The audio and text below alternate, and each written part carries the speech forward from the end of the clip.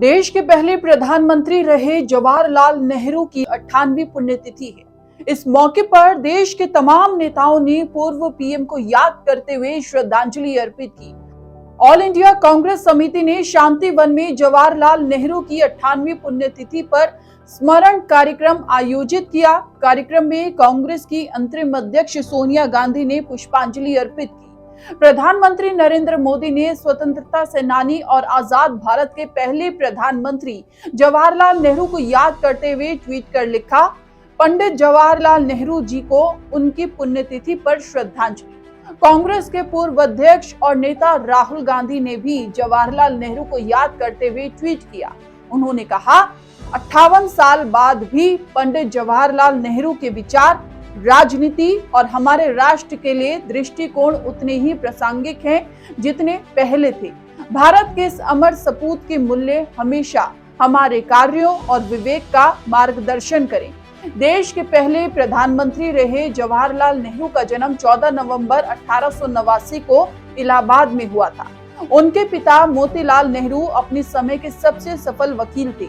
जवाहरलाल नेहरू की स्कूली शिक्षा और कॉलेज की शिक्षा लंदन से हुई। उन्होंने लॉ की डिग्री कैम्ब्रिज विश्वविद्यालय से हासिल की। देश की आजादी के आंदोलन में जवाहरलाल नेहरू ने अपने पूरे परिवार के साथ बढ़ चढ़कर भाग लिया और महत्वपूर्ण भूमिका निभाई। 15 अगस्त 1947 को देश के आजाद होने के बाद जवाहरलाल नेहरू स्वतंत्र और लोकतांत्रिक देश भारत के पहले प्रधानमंत्री बने।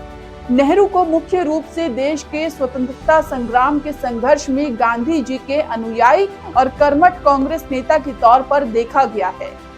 वे स्वतंत्रता आंदोलन में कई बार जेल गए और कांग्रेस में युवाओं का प्रतिनिधित्व किया।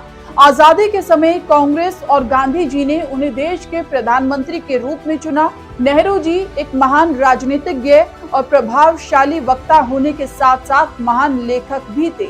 उनकी रचनाओं में glimpse of world history, India and the world, the discovery of India और बायोग्राफी टूवर्ड फ्रीडम प्रचलित है।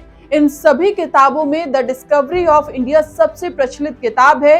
इस किताब की रचना 1944 में अहमदाबाद की जेल में हुई थी।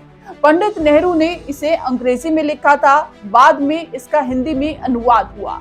आजादी के पहले से ही भारत को किस तरह की विचारधारा पर चलना चाहिए, इसके लिए नेहरू ने ब्रिटेन, रूस और अन्य बड़ी ताकतों का विश्लेषण करना शुरू कर दिया था। दोनों विश्व युद्ध के बीच सोवियत संघ की तरक्की और विचारधारा से प्रेरित होकर उन्हें भारत के स्थितियों के लिए समाजवादी ढांचा सबसे उपयुक्त लगा था और उनके साथ देश के लगभग सभी बड़े नेता आ चुके थे। तमाम चुनौतियों के बाद भी नेहरू ने देश के आर्थिक विकास पर काम करना नहीं छोड़ा। वे सोवियत संघ से समाजवादी ढांचे से बहुत प्रभावित थे और उसी की तर्ज पर उन्होंने पंचवर्षीय योजनाएं शुरू की, जिससे देश को नियोजित रूप से एक मजबूत आर्थिक ढांचा मिल सके। उनके कार्यकाल में देश में कृषि और उद्योग के विकास का दौर शुरू हुआ। नेहरू ने इसके साथ ही देश में विज्ञान और तकनीकी के विकास को भी बढ़ावा दिया। प्रधानमंत्री पद पर रहते हुए 27 मई 1964 को जवाहरलाल नेहरू का निधन हो गया था।